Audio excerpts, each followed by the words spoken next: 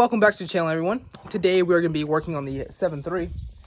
So last weekend, first things first, I have the bumper on. If anybody would like to see what it looks like, I just have a shirt there covering my license plate.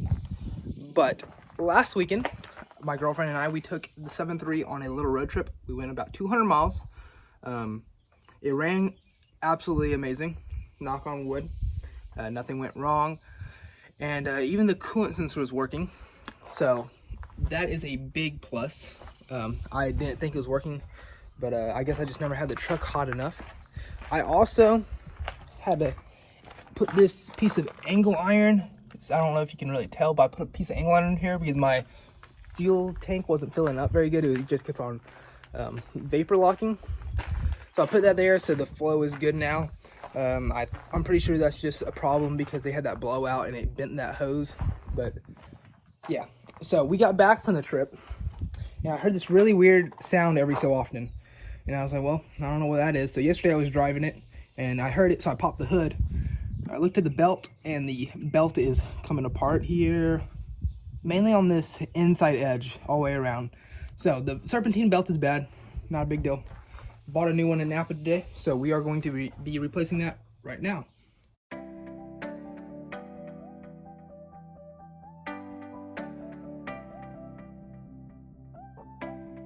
So the old one is out, matched them up. The new one is the same length.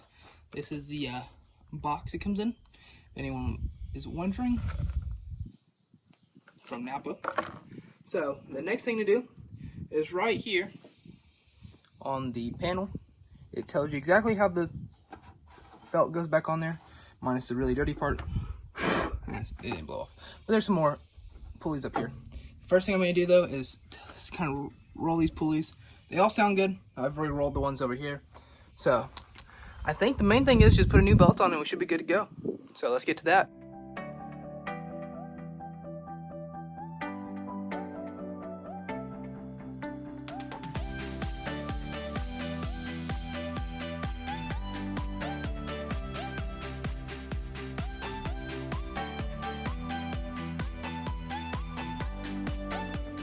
Alright, so the new belt is installed. We are good to go. It's all on all the pulleys. Just need to start it up and make sure it stays on. So the next thing we are going to be doing is installing this backup camera, which I bought off of Amazon. We are going to be putting it right here in this hole I just drilled. I also had to drop my license plate holes that used to be here, drop them down here so this would fit, but ran into a slight problem. The backside of my bumper has the pipe running all the way across. So that means I need to drill through the pipe now, other than just this hole, which it's a good thing because that means the bumper's very strong, but it's just a lot more drilling. But let's get this hole drilled in the back and slip this brand new backup camera in.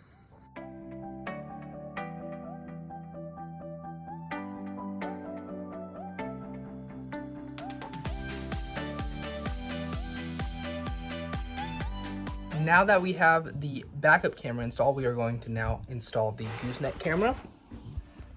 What I have planned is it's going to go under the lip of this toolbox. So I'm going to drill a hole right here, run the wires through here, run it into that little dot. I don't know if you can see it on camera or not, but there's a dot here and it's going to run into the hole on the bed. I'm going to drill a hole through that bed, or the hole in the bed anyway, and then run it under the truck. I know that sounds confusing. It should be the simplest way. So let's get this thing started.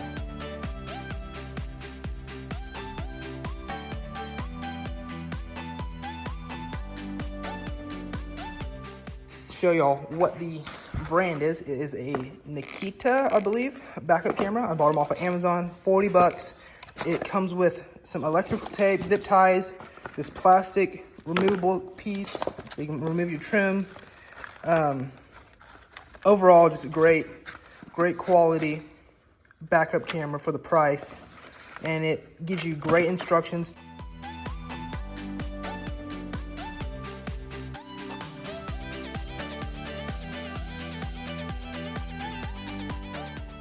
I just ran the wires through the boot in the ground right here, which runs into this little pocket on the other side of the wall down there. Ran them down the frame. And this one drops through this hole right here, runs down the side of the body, up over the frame, and then runs down the frame also. And then the one back here I haven't buttoned up yet. I just have it laying down here for testing purposes. I'm gonna have to test all the wires and everything. So we are good to go. The next thing to do is run kind of these wires behind the carpet up right through here and into the back of the head unit. So let's get this thing wired up. Okay, we got the reverse camera and the bed camera ran up here. And then it comes with, this is from the stereo. It has these two red wires. This one is for the front camera. This is for the rear camera. These are the triggering wires. So what you're gonna do is wire these up to the red wires that are on the plugs. And then under the truck, I'll show y'all later, there are some more red and black wires. Those will run to your ground light or your reverse lights, and then the black one will run to your ground. So we'll do that here in a second, but let's get this thing wired up first.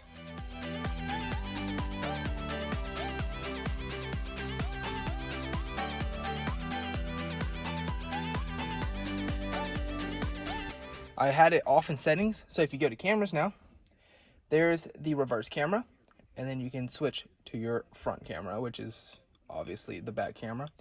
But this image is flipped, I believe. So I'll have to go in the back, cut the wires for that, and I'm going to cut the wires for the parking lines because there's no reason to have those. I went ahead and cut the white and the green wire, which are down there. The white wire turns the camera from a front view camera to a back view because my head unit had it flipped around, so the image was flipped. And then the green wire cuts the parking lines because I do not need the parking lines. And it all tells you in the instructions. So the next thing we need to do is get this thing all buttoned up, cleaned up, and we will be good to go. While we have the cameras all buttoned up, I put a piece of foam under here, which comes in the kit. Same with the nut that goes on the back of this. And then I just super glued the wire all the way in, ran it through the hole over there. Okay, so this one's all good. I didn't have to put any shims or anything in it, which the kit does come with shims, which is very nice. This one down here, I did have to shim up some though. As you can see here, it's pretty beefy on the back side. I'm probably gonna take these off one day. Weld a little piece of, what is it called? Piece of flat strap on here.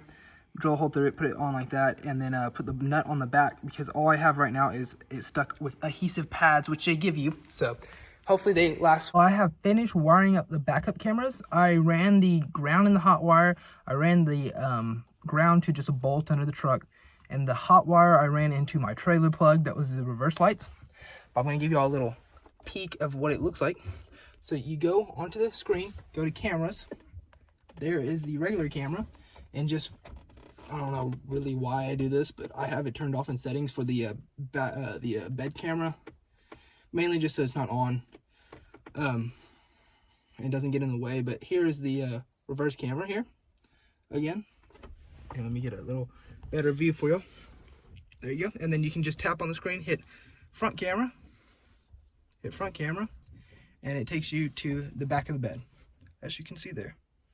So very nice, easy way to move back and forth. I really like that. I'm going to go back, turn off front camera again, and we are done. It's gonna be a wrap to this video. Thank y'all for watching. I'm gonna leave the link to these backup cameras in the description, and they are on sale right now. I just realized that they're 15% off on Amazon, so go check those out if you are looking for a backup camera. But thank y'all for watching. Please like and subscribe, and I'll see you on the next video.